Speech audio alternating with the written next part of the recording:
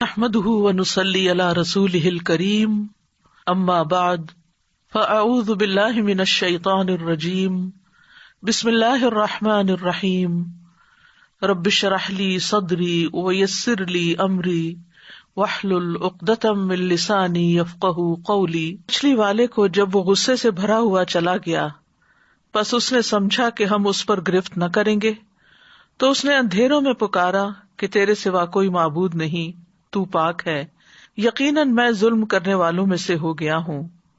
تو ہم نے اس کی دعا قبول کر لی اور اسے غم سے نجات دی، اور اسی طرح ہم ایمان والوں کو نجات دیتے ہیں۔ ایک مسافر جسے مشرق کی طرف سفر کرنا ہو، وہ ایک ٹرین میں سوار ہوتا ہے، مگر ٹرین چلنے کے بعد اس کو پتہ چلتا ہے کہ جس گاڑی میں وہ سوار ہے وہ تو مغرب کی طرف جا رہی ہے۔ تو سوچئے کہ اس کا حال کیا ہوگا۔ وہ اپنی اس غلطی پر یعنی غلط گاڑی پر بیٹھنے پر تڑپ اٹھے گا، بے چین ہو جائے گا، اور جو ہی اگلے اسٹیشن پر گاڑی رکے گی وہ فوراً اتر جائے گا۔ مومن کا بھی یہی حال ہوتا ہے۔ جب اس سے کوئی ایسی غلطی ہو جاتی ہے جو اسے صراط مستقیم سے ہٹا دیتی ہے، وہ کسی دوسرے راستے پر چل دیتا ہے جو آخرت میں نقصان دینے والا ہے، تو وہ تڑپ اٹھتا ہے، نہایت شرمندہ ہو کر اپنے رب کے حضور گڑ گڑا کر اپنی غلطی کا اعتراف کر کے دوبارہ سیدھے رستے پر آ جاتا ہے۔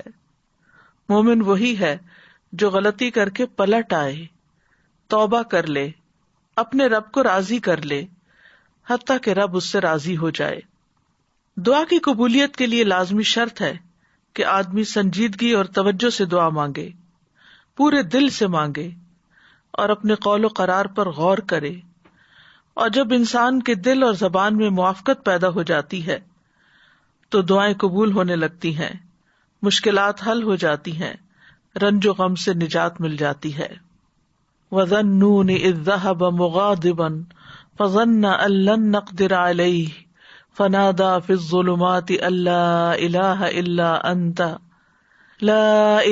إِلَّا أَنتَ سُبْحَانَكَ إِنِّي كُنتُ مِنَ الظَّالِمِينَ فَاسْتَجَبْنَا لَهُ وَنَجَّيْنَاهُ مِنَ الْغَمِّ وَكَذَٰلِكَ نُنجِي الْمُؤْمِنِينَ۔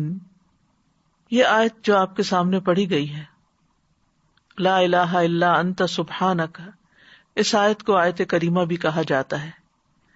یہ سورۃ الانبیاء کی آیت نمبر 87 ہے۔ اس میں یونس علیہ السلام کا واقعہ بیان کیا گیا ہے۔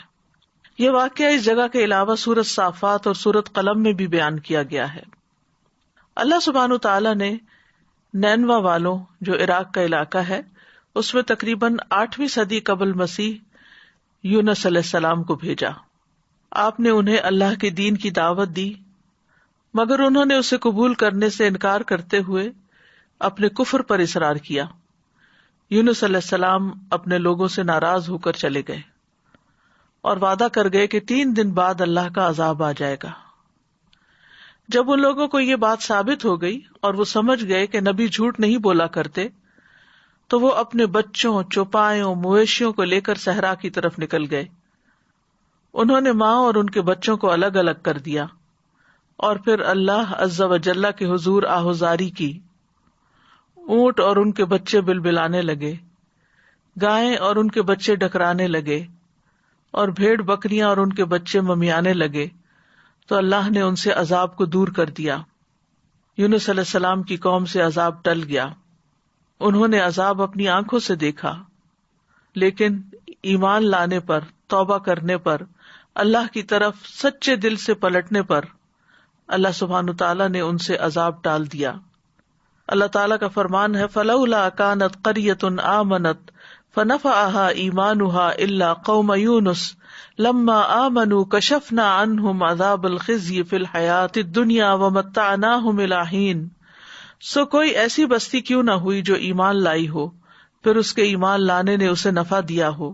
یونس کی قوم کے سوا جب وہ ایمان لے آئے تو ہم نے ان سے ذلت کا عذاب دنیا کی زندگی میں ہٹا دیا اور انہیں ایک وقت تک سامان دیا۔ جب قوم نے توبہ کر لی تو ان کا عذاب ٹل گیا۔ دوسری طرف یونس علیہ السلام کچھ دور جا کر لوگوں کے ساتھ ساحل سمندر پر ایک کشتی میں سوار ہو گئے۔ جو ہی کشتی میں سوار ہوئے کشتی ڈگمگانے لگی اور لوگوں کو غرق ہونے کا خطرہ پیدا ہو گیا۔ تو انہوں نے قرعہ اندازی کی کہ ایک آدمی کو کشتی سے نکال دیں تاکہ اس کا بوجھ ہلکا ہو جائے۔ قرعے میں یونس علیہ السلام کا نام نکلا، مگر انہوں نے اپنے آپ کو کشتی سے نکالنے سے انکار کر دیا۔ انہوں نے دوبارہ قرعہ اندازی کی، پھر آپ ہی کا نام نکلا، حتیٰ کہ جب تیسری بار قرعہ اندازی کی گئی تو پھر بھی آپ ہی کا نام نکلا۔ اللہ سبحانہ تعالیٰ کا اس سلسلے میں فرمان ہے، فَسَاهَمَ فَكَانَ مِنَ الْمُدْحَضِينَ، پھر وہ قرعہ میں شریک ہوا تو ہارنے والوں میں سے ہو گیا، قرعہ ان کے نام نکل آیا۔ یہ دیکھ کر یونس علیہ السلام کھڑے ہو گئے، انہوں نے کپڑے اتارے اور دریا میں چھلانگ لگا دی۔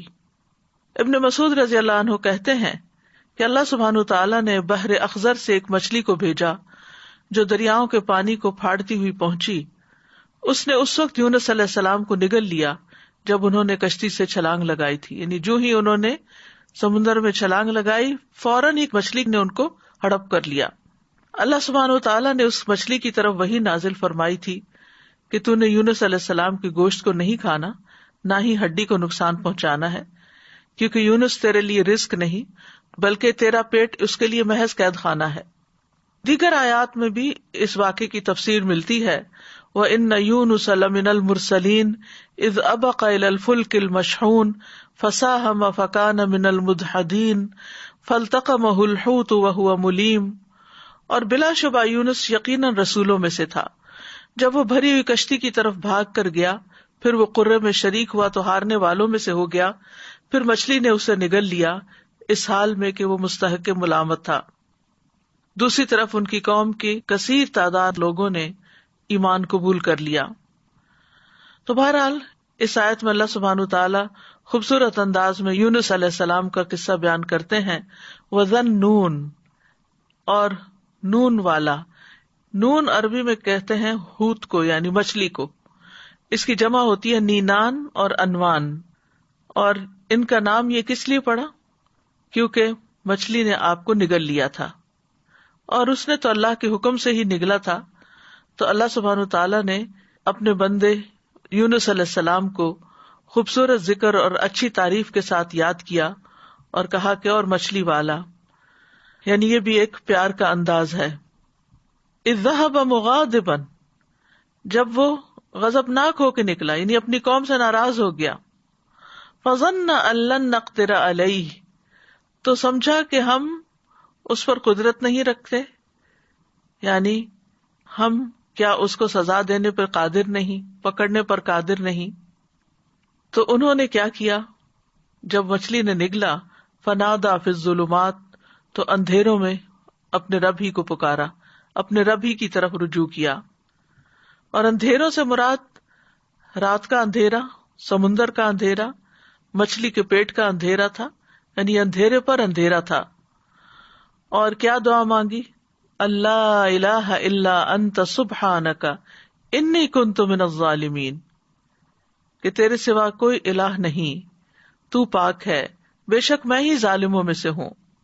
تو یونس علیہ السلام نے اللہ تعالیٰ کو ان کی کامل الوہیت کا اقرار کرتے ہوئے پکارا، اللہ کی ذات کو ہر نقص، ہر عیب، ہر آفت سے منزہ اور پاک قرار دیا، اور اپنے ظلم اور جرم کا اعتراف کر لیا۔ انی کنت من الظالمین کہہ کر اپنے آپ کو ظالم قرار دیا۔ ظلم جو ہے ایک انسان اور اللہ تعالیٰ کے درمیان ہوتا ہے، دوسرا انسان کا اپنے اور لوگوں کے درمیان ہوتا ہے، تیسرا انسان کا اپنے اور اپنے نفس کے درمیان ظلم کرنا ہوتا ہے۔ تو بہرحال جب انہوں نے اپنی غلطی کا اعتراف کیا تو اللہ تعالیٰ فرماتے ہیں نیکسٹ آیت میں، فَاسْتَجَبْنَا لَهُ، تو ہم نے اس کی دعا قبول کر لی۔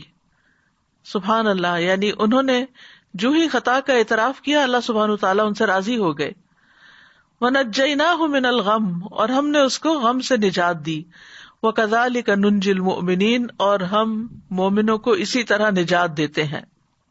تو یہاں دراصل مومنوں کو ایمان لانے، اس پر ثابت قدم رہنے اور اس دعا کو زیادہ سے زیادہ پڑھنے کی ترغیب دی جا رہی ہے، کیونکہ وہ جان چکے ہیں کہ یونس علیہ السلام کو اس کلمے کی وجہ سے نجات ملی تھی، اور یہ ہر اس مومن کے لیے خوشخبری ہے، وعدہ ہے جو کسی بھی تکلیف اور غم میں مبتلا ہو جائے تو وہ ان الفاظ کے ساتھ اپنے رب کو پکارے تو رب ضرور اس کو اس تکلیف سے نجات دے گا، کیونکہ یہ رب کا وعدہ ہے، کذالک ننجی المؤمنین، ہم اسی طرح بچائیں گے، نجات دیں گے مومنوں کو. یعنی جو بھی یہ طریقہ اختیار کرے گا اللہ تعالیٰ اس کی تکلیف کو دور کر دے گا، اس کی تکلیف کم کر دے گا، جیسا کہ اللہ تعالیٰ نے یونس علیہ السلام کے ساتھ کیا. تو اس آیت میں اس بات کی دلیل ہے کہ تحلیل یعنی لا الہ الا اللہ کا پڑھنا اور تسبیح سبحانہ کا پڑھنا ہر غم کو دور کر دیتے ہیں، تکلیفوں اور پریشانیوں سے نجات دیتے ہیں. تو جو شخص اللہ کی کتاب پر ایمان لائے اس کے لیے یہی مناسب ہے کہ وہ اس دعا کو سختیوں میں اپنی پناہ گاہ بنائے اور خوشحالی میں اس کو اپنی سواری بنائے، اس وعدے پر بھروسہ کرتے ہوئے جو اللہ نے مومنوں کے ساتھ کیا ہے کہ وہ اس دعا کے پڑھنے والے کو قبولیت میں یونس علیہ السلام کے ساتھ ملا دیں گے، یعنی جیسے ان کو نجات ملی انہیں بھی مل جائے گی. یونس علیہ السلام سے ایک خطا ضرور ہوئی، لیکن انہوں نے اس کا اعتراف کیا تو اللہ سبحانہ تعالیٰ نے ان کو دوبارہ چن لیا. نبی صلی اللہ علیہ وسلم نے فرمایا کسی شخص کے لیے یہ کہنا جائز نہیں کہ میں یونس بن متہ سے بہتر ہوں، کہ میں نے وہ غلطی نہیں کی جو ان سے ہو گئی تھی. تو یہ یونس علیہ السلام کی دعا ہے، لا الہ الا انت سبحانک انی کنت من الظالمین. نبی صلی اللہ علیہ وسلم نے فرمایا ذوالنون کی دعا جب وہ مچھلی کے پیٹ میں تھے، یعنی لا الہ الا انت سبحانک انی کنت من الظالمین، جب بھی کوئی مسلمان کسی معاملے میں ان الفاظ کے ساتھ اپنے رب سے دعا کرے وہ دعا اس کے لیے ضرور قبول ہوگی. یعنی یہ دعا کی قبولیت کا ذریعہ بھی ہے. یہ دکھ دور کرنے والے کلمات ہیں. رسول اللہ صلی اللہ علیہ وسلم نے فرمایا کیا میں تمہیں ایسی چیز نہ بتاؤں کہ جب تم میں سے کسی آدمی کو دکھ اور پریشانی اور دنیا کی آزمائشوں میں سے کوئی آزمائش آئے تو وہ اس دعا کو پڑھے تو اس کی تکلیف دور ہو جائے گی. تو آپ سے کہا گیا کیوں نہیں؟ آپ نے فرمایا وہ مچھلی والے کی دعا ہے، لا الہ الا انت سبحانک انی کنت من الظالمین، تیرے سوا کوئی الہ نہیں، تو پاک ہے، بے شک میں ہی ظالموں میں سے ہوں. طبری کہتے ہیں کہ سلف صالحین ان الفاظ کے ساتھ دعا مانگتے تھے اور اس دعا کو دعائے کرب کہا کرتے تھے، یعنی تکلیف دور کرنے والی دعا کا نام دیتے. اور لا الہ الا اللہ جو ہے یہ افضل ترین ذکر ہے، اس کے ذریعے بھی بندے کو پریشانیوں اور غموں سے چھٹکارا ملتا ہے. یہاں پر ہم دیکھتے ہیں کہ یونس علیہ السلام کچھ مانگ نہیں رہے، صرف اللہ کی تعریف کر رہے ہیں اور اپنی خطا کا اعتراف کر رہے ہیں. تو یاد رکھیے اہل علم کہتے ہیں کہ دعا کی دو قسمیں ہوتی ہیں، ایک دعائے ثنا اور دوسری دعائے طلب. ایک ہے اللہ تعالیٰ کی تعریف پر مبنی دعا اور دوسری درخواست یعنی کچھ مانگنا اللہ سبحانہ وتعالیٰ سے یا طلب کرنا. تو دعائے ثنا کیا ہوتی ہے؟ جیسے یہ ہے لا الہ الا انت سبحانک انی کنت من الظالمین، اور جیسے لا الہ الا اللہ وحدہ لا شریک لہ لہ الملک و لہ الحمد وہو علی کل شیء قدیر، یہ عرفہ کے دن کی دعا ہے. اسی طرح ایوب علیہ السلام نے جو دعا کی تھی انی مسنی الضر وانت ارحم الراحمین، یہ بھی اللہ تعالیٰ کی حمد و ثنا ہے. اور دعائے طلب کیا ہے؟ جس میں انسان اللہ کا ذکر اور تعریف کر کے اس سے کچھ مانگتا ہے، یعنی اسپیسیفک دعا کرتا ہے. تو اس دعا میں ایک طرف لا الہ الا انت سبحانک ہے اور دوسری طرف اپنی خطا کا ارتکاب ہے. یاد رکھیے کہ نبی صلی اللہ علیہ وسلم سے اس دعا کی کوئی محدود گنتی وارد نہیں ہوئی. یونس علیہ السلام کے بارے میں بھی نہیں پتہ چلتا کہ انہوں نے کتنی دفعہ اس کو پڑھا، لیکن انہوں نے ایک دفعہ بھی جب اس کو پڑھا ہوگا پوری تڑپ کے ساتھ، پوری شدت کے ساتھ، تو اللہ سبحانہ تعالیٰ نے ان کی دعا قبول کر لی. تو اس لیے لازم اپنے اوپر نہ کیجیے کہ 1.25 لاکھ دفعہ ہی ضرور اس کو پڑھنا ہے یا 100 دفعہ ہی ضرور پڑھنا ہے. جتنی دفعہ چاہیں آپ پڑھیں، چاہے 1,00,000 دفعہ پڑھیں، چاہے 100 دفعہ پڑھیں، لیکن پابندی اس کی ضروری نہیں کہ اتنا پڑھیں گے تو دعا قبول ہوگی. اصل چیز ہے وہ جذبہ، وہ اخلاص، وہ شوق، وہ تڑپ جس کے ساتھ انسان دعا مانگتا ہے.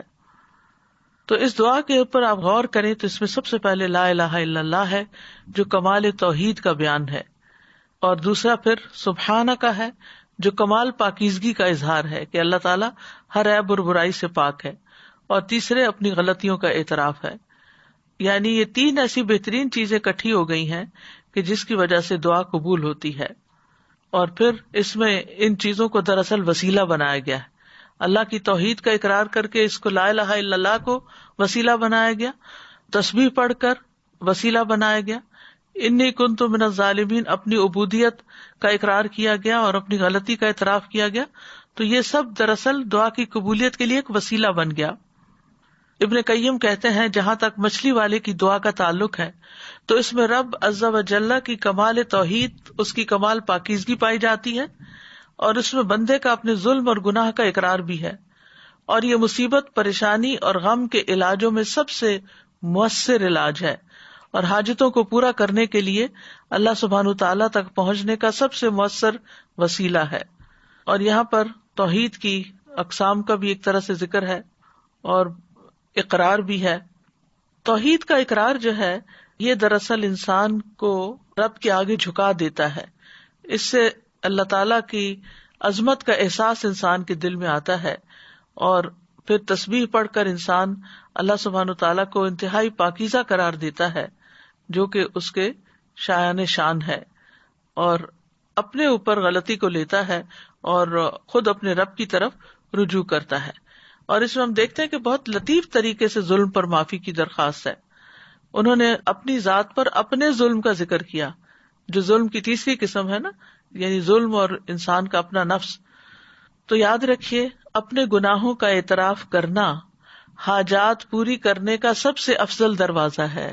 اللہ عظیم ہے، کریم ہے، اس کے آگے مسکین بن جائیں، اس کے آگے فقیر بن جائیں، اور ساری قوتوں کا مالک، قدرت کا مالک اسی کو سمجھیں، اور پھر اپنے رب کو تڑپ کر پکاریں، تو انشاءاللہ دعا قبول ہوگی، غم دور ہو جائیں گے، حاجات پوری ہو جائیں گی انشاءاللہ۔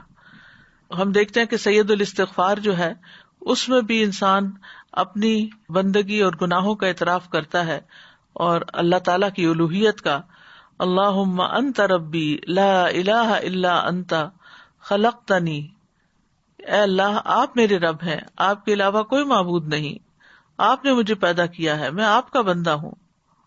تو بہرحال اس میں یہ جو لا الہ الا اللہ ہے، اس دعا کے اندر لا الہ الا انت، یہ ایمان کی افضل ترین شاخ ہے۔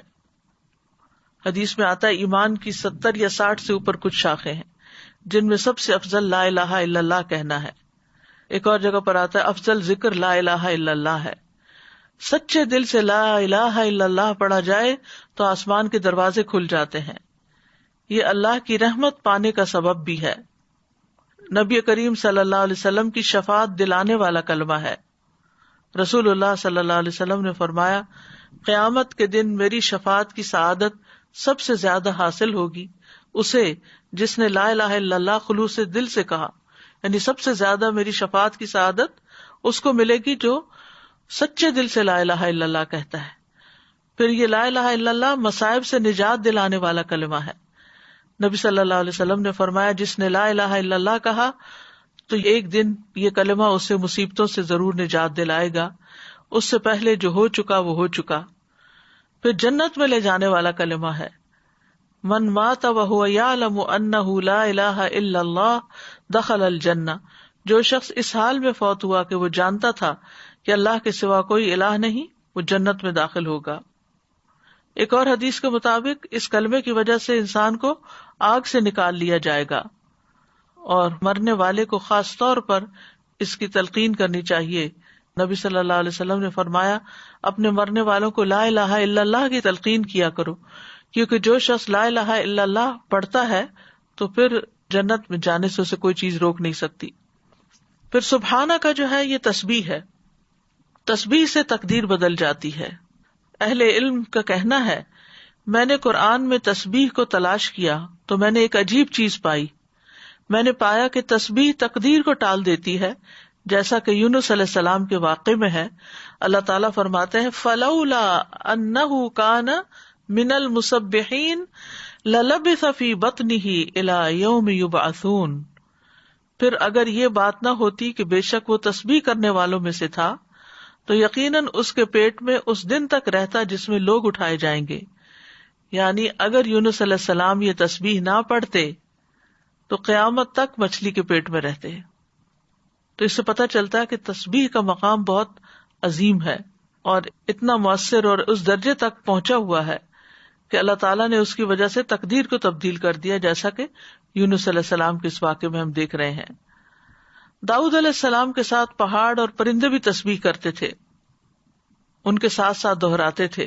سورۃ الانبیاء میں آتا ہے وَسَخَّرْنَا مَعَ دَاوُودَ الْجِبَالَ يُسَبِّحْنَ وَالطَّيْرَ، ہم نے داؤد کے ساتھ پہاڑوں کو مسخر کر دیا جو تسبیح کرتے تھے.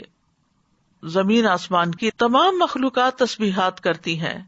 سورۃ النور میں آتا ہے الم تر ان اللہ یسبح لہ من فی السماوات والارض، کیا آپ نے نہیں دیکھا کہ بے شک اللہ کی تسبیح کرتے ہیں جو آسمانوں اور زمین میں ہیں.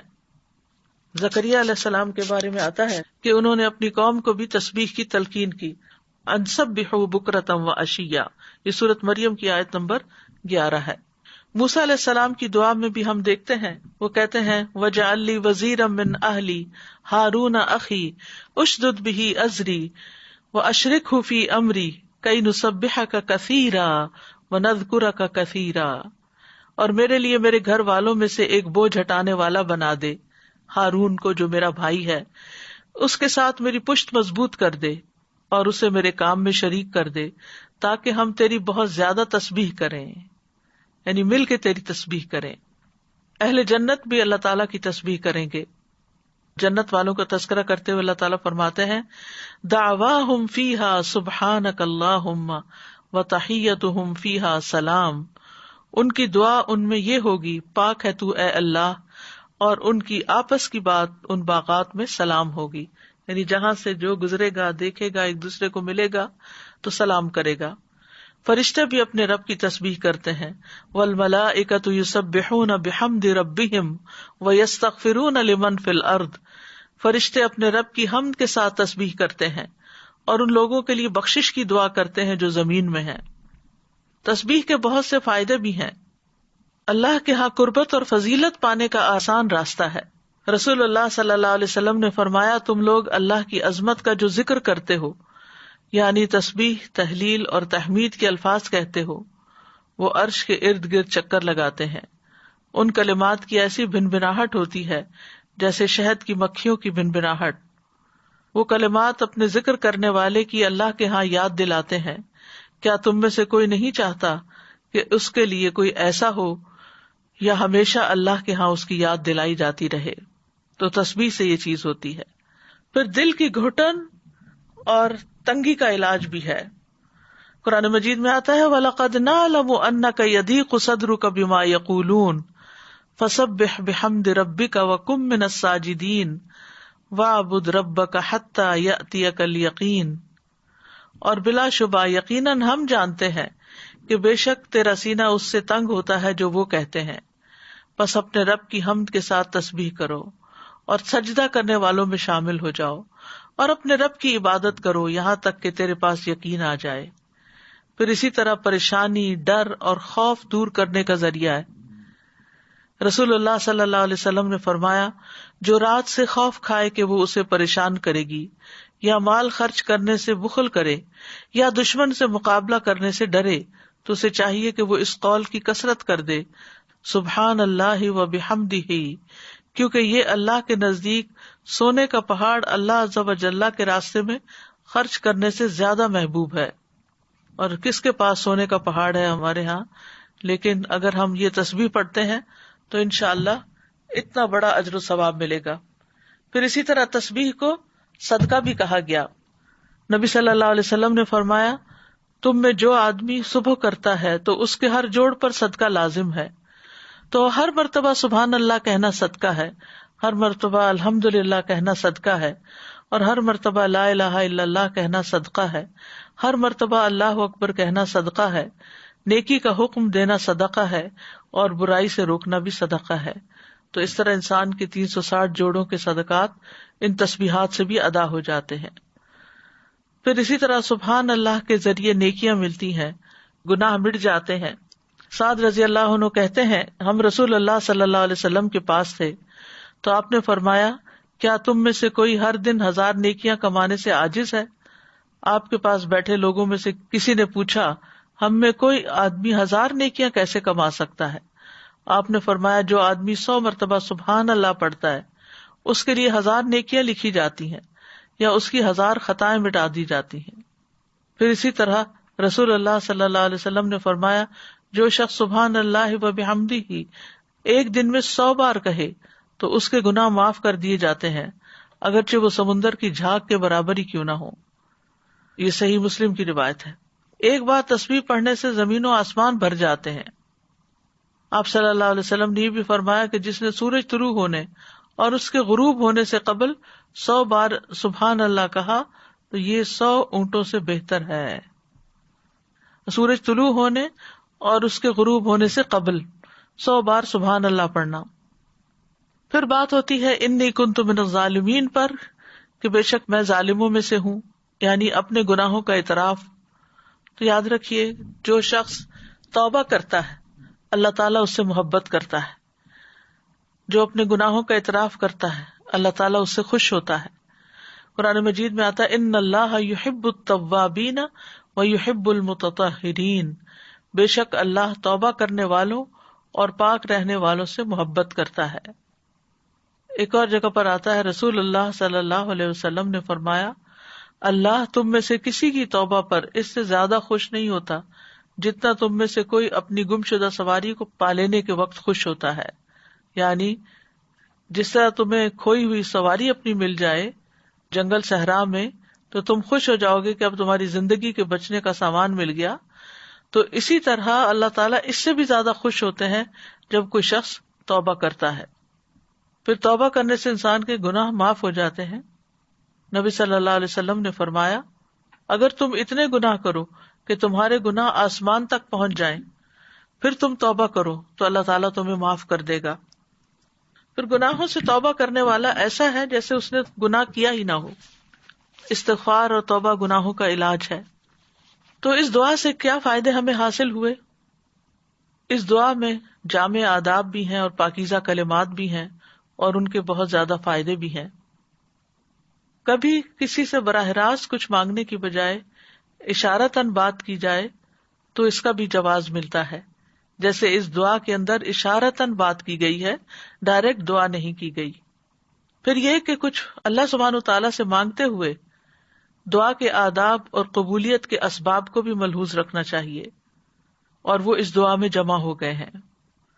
یعنی بندہ اپنی دعاؤں میں اپنی پریشانی، اپنے غموں اور مصیبتوں کے وقت اس دعا کو کثرت سے اختیار کر لے۔ دعا میں اللہ کی توحید کا ذکر کیا جائے۔ تسبیح تکلیفوں اور پریشانیوں سے نجات کا سبب ہے۔ توحید، ایمان اور گناہوں کا اعتراف دنیا اور آخرت کی ہلاکتوں سے بچانے والا ہے۔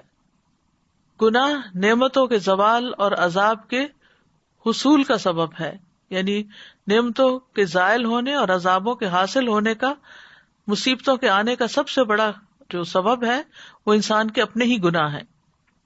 اللہ سبحانہ و تعالیٰ سے حسن ظن رکھنا چاہیے، باوجود اس کے کہ وہ نبی تھے، ان کا بڑا مقام تھا، لیکن انہیں جن حالات سے واسطہ پیش آیا تو انہوں نے اپنے آپ کو قصوروار قرار دیا، اللہ تعالیٰ کو بلیم نہیں کیا یا کسی اور کو نہیں کیا۔ پھر یہ ہے کہ انسان یہ یاد رکھے کہ اس کے اوپر جو مصیبت آتی ہے وہ انسان کی اپنی کوتاہی کی وجہ سے آتی ہے۔ اللہ سبحانہ وتعالیٰ تو ہر نقص اور عیب سے پاک ہے۔ پھر اسی طرح اس دعا سے یہ بھی پتہ چلتا ہے کہ مخلوقات خواہ کوئی بھی مقام اور مرتبہ حاصل کر لیں وہ اللہ ہی کی محتاج ہیں۔ مخلوقات میں سب سے زیادہ بڑے درجے اور رتبے والے انبیاء ہوتے ہیں، لیکن وہ بھی اللہ کے بندے ہوتے ہیں۔ تو اس لیے کسی بھی مشکل پریشانی کے وقت انسانوں کی طرف نہیں بھاگے بلکہ اللہ کی طرف دوڑیں۔ یہ دعا جو ہے وہ خاص طور پر رنج و غم دور کرنے کی دعا ہے۔ پہلی بات تو یہ یاد رکھنی چاہیے کہ انسان کمزور پیدا کیا گیا، وَخُلِقَ الْإِنسَانُ ضَعِيفًا، اس کو تکبر زیب بھی نہیں دیتا کہ وہ جھوٹ موٹ بڑا بن کے رہے۔ انسان اللہ کا محتاج ہے۔ یا ایھا الناس انتم الفقراء الی اللہ واللہ ھو الغنی الحمید، انسان کا اللہ کے سوا کوئی مددگار نہیں۔ وما لکم من دون اللہ من ولی ولا نصیر، تمہارے لیے اللہ کے سوا نہ کوئی دوست ہے نہ کوئی مددگار۔ پھر یہ کہ وَلِلَّهِ مُلْكُ السَّمَاوَاتِ وَالْأَرْضِ وَاللَّهُ عَلَى كُلِّ شَيْءٍ قَدِيرٌ۔ سورۃ آل عمران میں اللہ تعالیٰ فرماتے ہیں کہ اللہ آسمان و زمین کا مالک ہے، یعنی آسمان اور زمین یہ اللہ ہی کی ملکیت ہے اور اللہ ہر چیز پر پوری قدرت رکھتا ہے. پھر اسی طرح بھلائی پہنچانے اور تکلیف ہٹانے پر اللہ قادر ہے، یہ بھی ہمارا یقین ہونا چاہیے. وَإِن يَمْسَسْكَ اللَّهُ بِضُرٍّ فَلَا كَاشِفَ لَهُ إِلَّا هُوَ وَإِن يَمْسَسْكَ بِخَيْرٍ فَهُوَ عَلَى كُلِّ شَيْءٍ قَدِيرٌ. اگر اللہ تجھے کوئی تکلیف پہنچائے تو اس کے سوا کوئی اسے دور کرنے والا نہیں، اور اگر وہ تجھے کوئی بھلائی پہنچائے تو وہ ہر چیز پر پوری طرح قادر ہے. پھر یہ کہ شفا اللہ ہی دیتا ہے. وَإِذَا مَرِضْتُ فَهُوَ يَشْفِينِ. اللہ ہی کو پکارنا برحق ہے. اللہ سے ہمیں اپنے غم اور دکھ کا اظہار کرنا چاہیے، جیسے یوسف علیہ السلام کے والد یعقوب علیہ السلام نے کہا انما اشکو بثی وحزنی الی اللہ. اپنے شکوے صرف اللہ ہی سے کرنے چاہیے اور ہر معاملے میں اللہ کی طرف بڑھنا چاہیے. نبی صلی اللہ علیہ وسلم نے فرمایا بے شک اللہ تعالیٰ فرماتا ہے میں اپنے بندے کے گمان کے ساتھ ہوتا ہوں جو وہ میرے ساتھ گمان رکھتا ہے. جب وہ مجھے یاد کرتا ہے میں اس کے ساتھ ہوتا ہوں، اور اگر وہ مجھے اپنے دل میں یاد کرے تو میں بھی اسے اپنے دل میں یاد کرتا ہوں. اگر وہ مجھے بھری محفل میں یاد کرے تو میں اسے اس سے بہتر محفل میں یاد کرتا ہوں. اگر وہ میری طرف ایک بالشت آئے تو میں اس کی جانب ایک گز نزدیک ہوتا ہوں. اگر وہ مجھ سے ایک گز قریب ہو تو میں اس سے 2 گز قریب ہوتا ہوں. اگر وہ میری طرف چلتا ہوا آئے تو میں دوڑتا ہوا اس کے پاس جاتا ہوں. یعنی اس کا مطلب کیا ہے؟ اس کا مطلب یہ ہے کہ انسان کسی بھی تکلیف، مشکل، مصیبت کے وقت اللہ سبحانہ تعالیٰ کی طرف ہی پلٹے، اس سے رجوع کرے، اس سے گڑ گڑا کر دعا کرے، اور پھر جن چیزوں کا اللہ نے حکم دیا ان کو بجا بھی لائے. ہمیشہ اللہ سے اچھا گمان رکھنا چاہیے، ہر حال میں اللہ سے راضی رہنا چاہیے، اللہ ہی پر بھروسہ رکھنا چاہیے. دوسرا یہ کہ دنیا کی فکر چھوڑ کر آخرت کی فکر کرنی چاہیے.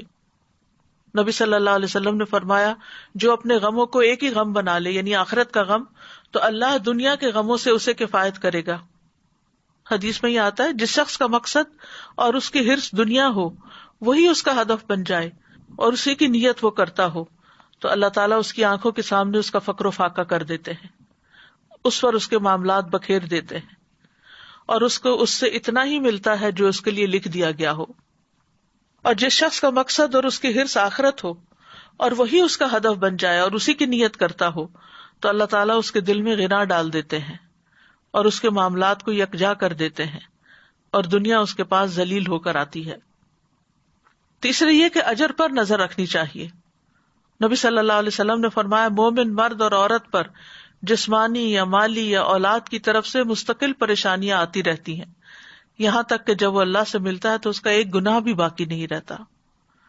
ایک اور حدیث میں آتا ہے کہ جتنی بڑی مصیبت ہوگی اتنا ہی بڑا اجر ہوگا، اور جب اللہ کسی قوم سے محبت کرتا ہے تو اس کو آزمائش میں مبتلا کر دیتا ہے. پھر یہ کہ مومن کے لیے ہر غم، تکلیف اور ڈپریشن بھی باعث اجر ہوتا ہے. نبی صلی اللہ علیہ وسلم نے فرمایا کسی مومن آدمی کے پاس جب کوئی تکلیف یا ایذا، بیماری یا رنج، یہاں تک کہ اگر اسے کوئی فکر ہی ہو تو اس سے اس کے گناہوں کا کفارہ کر دیا جاتا ہے. پھر اسی طرح آپ نے فرمایا کہ مسلمان کو جو بھی تکلیف پہنچتی ہے تو وہ اس کے گناہوں کا کفارہ ہو جاتی ہے، یہاں تک کہ چوٹ بھی اسے لگتی ہے یا اسے کوئی کانٹا بھی چبھتا ہے تو وہ بھی اس کے گناہوں کا کفارہ ہو جاتا ہے. چوتھی بات ہے مثبت مشغولیت اپنائی جائے، اچھے کام میں مصروف ہوں. رسول اللہ صلی اللہ علیہ وسلم نے فرمایا وہ لوگ اللہ کو زیادہ محبوب ہیں جو دوسرے لوگوں کے لیے زیادہ فائدہ مند ہوں، اور اللہ عز و جل کے ہاں سب سے زیادہ پسندیدہ اعمال یہ ہیں: نمبر 1 کسی مسلمان کو خوش کرنا، نمبر 2 اس سے کوئی تکلیف دور کرنا، نمبر 3 اس کا قرضہ چکانا، نمبر 4 اسے کھانا کھلانا، نمبر 5 اور مجھے کسی بھائی کی ضرورت پوری کرنے کے لیے اس کے ساتھ چلنا اس مسجد میں 1 مہینہ اعتکاف کرنے سے زیادہ محبوب ہے. اور جس نے اپنے غصے کو روک لیا اللہ اس کی خامیوں پر پردہ ڈال دے گا. پھر دوسروں کی پریشانیاں حل کرنے سے انسان کی اپنی پریشانیاں دور ہوتی ہیں. حدیث میں آتا ہے جو اپنے بھائی کی مدد میں لگا رہتا ہے اللہ اس کی مدد میں لگ جاتا ہے. 5ویں چیز ہے کثرت سے اللہ کا ذکر کرنا، کیونکہ اللہ کے ذکر سے دلوں کو اطمینان ملتا ہے. غم دکھ پریشانیاں دور ہوتی ہیں. اللہ کا ذکر زندگی دیتا ہے، ذکر سے قوت ملتی ہے. اللہ کا ذکر پریشانی سے نجات کا باعث بنتا ہے، شیطانی حملوں سے بچاؤ کا مضبوط قلعہ ہے. ذکر کے کچھ فائدے امام ابن قیم نے اپنی کتاب الوابل الصیب میں کیے ہیں. نمبر 1، یہ شیطان کو بھگا دیتا ہے، اس کا قلع کما کرتا ہے، اس کی قوت کو توڑ دیتا ہے. نمبر 2، یہ رحمان عز و جل کو راضی کرتا ہے. نمبر 3، یہ دل سے غم اور پریشانی کو دور کرتا ہے. نمبر 4، یہ دل کے لیے فرحت، مسرت اور خوشی کھینچ لاتا ہے. نمبر 5، یہ دل اور جسم کو طاقت بخشتا ہے. نمبر 6، یہ دل اور چہرے کو منور کرتا ہے. نمبر 7، یہ رزق کو کھینچ لاتا ہے. نمبر 8، یہ ذکر کرنے والے کو روب، حلاوت اور تازگی کا لباس پہناتا ہے. تو یہ ہے کچھ فائدے جو انہوں نے مشاہدات سے اخذ کیے ہیں. اس سے یہ پتہ چلتا ہے کہ پریشانیوں میں انسان کو اللہ ہی کی طرف رجوع کر کے اللہ ہی کے ذکر کی کثرت کرنی چاہیے، اور پھر نماز سے بھی مدد حاصل کی جائے، کیونکہ نماز سے مدد لینے سے خوف اور غم دور ہو جاتے ہیں. نماز اللہ سبحانہ تعالیٰ کے قریب ہونے کا بہترین ذریعہ ہے. غم اور پریشانی میں نماز کا سہارا لینا چاہیے. نمازوں کی حفاظت کرنے سے اللہ کی حفاظت ملتی ہے. خصوصاً فجر کی نماز کی حفاظت کرنے والا اللہ کی حفاظت میں ہوتا ہے. چاشت کی 4 رکعت پڑھنا دن بھر کے لیے کافی ہو جاتی ہیں. 7ویں چیز، اس سے بڑی مصیبت کو یاد کرنا. یعنی جب کوئی مصیبت آئے تو سوچے کہ اس سے بڑی بھی آ سکتی تھی، تو دل میں شکر پیدا ہوگا، اور جو شکر ادا کرتا ہے اللہ تعالیٰ اس کی نعمت کو محفوظ رکھتے ہیں اور اس کو اس سے بھی بہتر عطا کرتے ہیں. پھر یہ کہ اپنے سے نیچے والوں کو دیکھا جائے، انبیاء کی آزمائشوں تکلیفوں کے بارے میں جانا جائے، تاکہ ہمیں اپنی تکلیفیں بہت بڑی نہ لگیں. کرنے کے کچھ کام ہیں. ایک تو یہی آیت کریمہ ہے. پھر دوسری اللہ ربی لا اشرک بہ شیئا. پھر لا الہ الا اللہ العظیم الحلیم، لا الہ الا اللہ رب العرش العظیم، لا الہ الا اللہ رب السماوات ورب الارض ورب العرش الکریم. پھر ہم و غم سے پناہ مانگنے کی دعا، اللہم انی اعوذ بک من الہم والحزن والعجز والکسل والبخل والجبن ودلع الدین وغلبۃ الرجال. اے اللہ میں تیری پناہ مانگتا ہوں دکھ، غم، عاجزی، سستی، بخل، بزدلی، قرض کے بوجھ اور لوگوں کے اپنے اوپر غلبے سے. انس بن مالک کہتے ہیں نبی صلی اللہ علیہ وسلم کو جب کوئی انتہائی پریشان معاملہ آتا تو آپ فرماتے، یا حی یا قیوم برحمتک استغیث.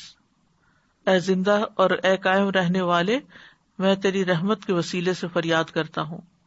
اور اس دعا کو تو دعائے کرب کہا گیا ہے، یا دعوات المکروب جس کو کہتے ہیں. اللہم رحمتک ارجو فلا تکلنی الی نفسی طرفۃ عین واصلح لی شانی کلہ لا الہ الا انت. پھر گھبراہٹ کے وقت کی دعا ہے، اعوذ بکلمات اللہ التامۃ من غضبہ وشر عبادہ ومن ہمزات الشیاطین وان یحضرون. اور کرنے کے کام یہ ہے، یونس علیہ السلام کی یہ دعا کثرت سے پڑھیں. یعنی کوئی دن زندگی کا ایسا نہ جائے کہ جس میں یہ دعا نہ پڑھی جائے. دوسرا یہ کہ مشکلات میں اللہ کی طرف رجوع کرے اور سچے دل سے رجوع کرے اور اللہ ہی سے دعائیں مانگے. پھر یہ کہ اپنی غلطیوں گناہوں کا اعتراف کرتے ہوئے اخلاص کے ساتھ توبہ کرے، یعنی سچائی سے دعا کرے، اخلاص سے کام لیتے ہوئے، اور اللہ سے اچھی امیدیں رکھیں. اللہ سبحانہ وتعالی ہم سب کے غم، دکھ، پریشانیاں اور مشکلات دور فرما دے.